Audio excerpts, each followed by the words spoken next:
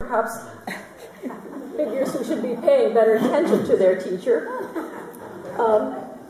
It overwhelms us. It's not strictly accurate, as I've tried to tell you, but it is convincing, and that is the point of a history painting. It tells us something that we want to carry in our minds. And Leutze's message is clear through his extraordinary compositional order and his composition and his painting ability. It's an unforgettable painting, which I hope you will have a chance to see sometime and be quite overwhelmed. Maybe not sit on the floor like the children are doing here, but be in awe of what Leutze accomplished. And ponder, I think, again, whether it's how easy it is for us to use national imagery and make such a painting as Leutze's Washington Crossing the Delaware. The raw material is there, but it takes an artist able to fuse it together into something that is indelible. And I hope you all will remember, and have probably remembered, this painting from a childhood book. Thank you very much.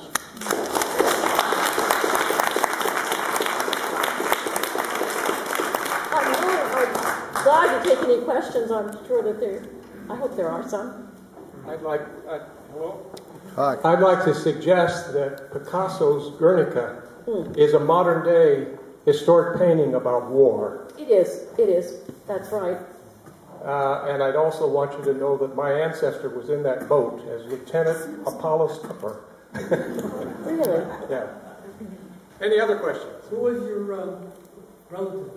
Apollo, he was great-great-great-great-grandfather. His name was Lieutenant Apollos Cooper. He was killed at Brandywine, but he knew Monroe. He was a Cooper, too. Yes. Is that him right there? It looks like it. Yeah. My ancestor, John Rhodes Russell, was the Marblehead sailor, militiaman, I guess, who rowed the boat. And his statue is at the, have you seen the statue of Washington and then John Rhodes Russell on the base down there in Trenton? No, I have not. Ah. Well, yeah, I'll show you a picture. Are there any artists who did a documentary type drawings of that crossing? To my knowledge, Leutze's is the most accurate on it. Well, I guess Bingham's is the other image that I wanted to show you, and Sully's. Those are the only two that I am aware of, and I haven't made an exhaustive study, to be honest with you. But I don't know whether... It's interesting to think, how could you make a convincing image of the actual crossing? It probably would be very hard to have one such a memorable image as Leutze's. It would be at night. Perhaps Washington certainly wouldn't have been standing up, exposing himself in that way. The boats had quite high sides, as I remember seeing pictures of them, so you wouldn't be quite so visible, for one thing. He probably wouldn't be carrying a flag in that way. The heavens wouldn't be breaking over this fathers of our country figure. I must say there is some issue about the lack of coherence of the rowers, but that does give a more energetic composition, if you want to put it that way. But your question is a good one. I don't have an answer to say that there's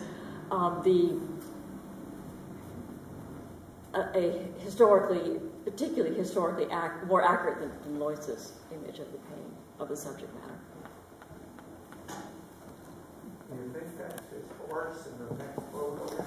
I'm sure it's supposed to be. White horse? Yeah, and he did have a white horse, and I've been told that the men went over first, and then the animals and the artillery were second. But it certainly does also make this undeniable. In case you couldn't recognize Washington as from the Houdin bus and his hat and uniform, which Leutze carefully articulated, and the flag, then you have the horse, which is another emblem, a symbolic emblem, which Leutze was capitalizing on.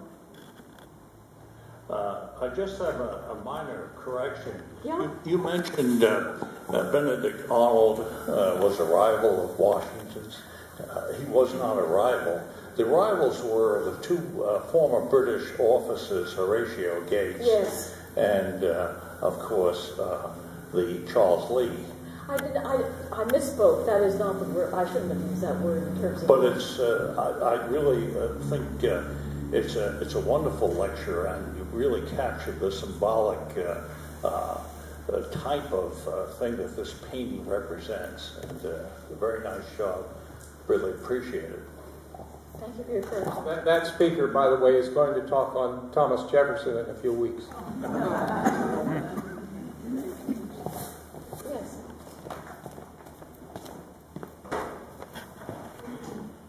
I understand, even though I can't see which one it is, that there's an African-American black man in the picture, and I wonder if that was more interpretation, less historical, because he painted this in 1851.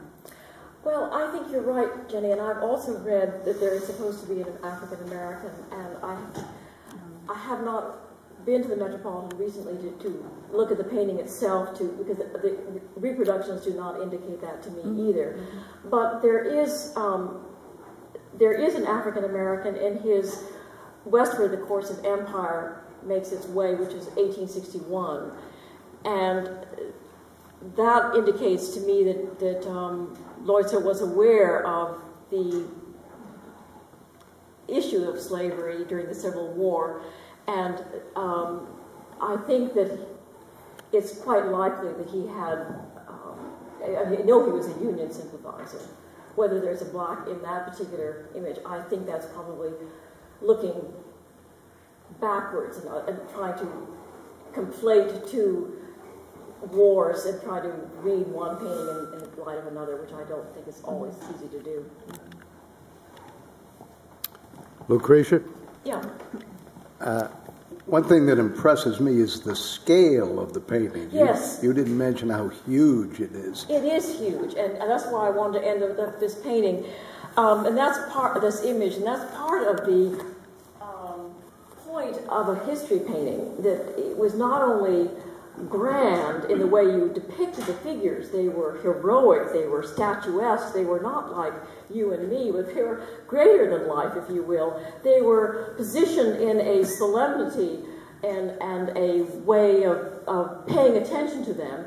But it also, a history painting had to be large scale. It had to be monumental. So it was monumental in every sense of the word. Monumental in composition, monumental in the way you narrated the painting, monumental in the way the event was important and significant in the history of the world or the nation, but also monumental in scale, so that it would really impress its significance upon you in a real, impactful way.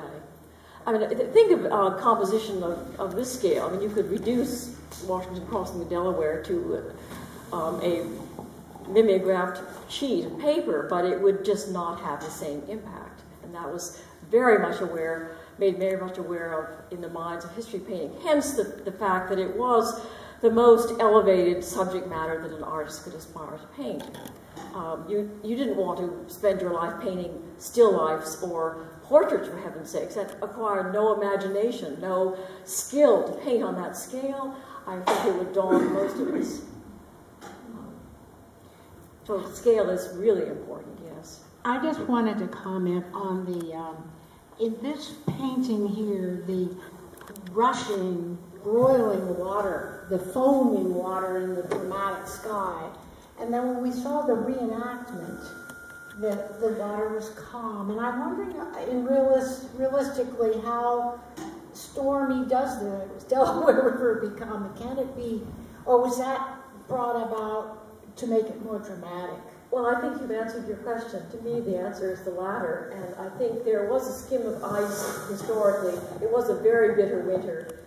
So I would think that if it were going to have that kind of what would you say, surface, it would have been. This is to heighten the sense of difficulty, the struggle, the fortitude that these men are making, are required to make to get through this arduous journey. That is what really makes a difference. Well, though I would add that one reason Washington was successful was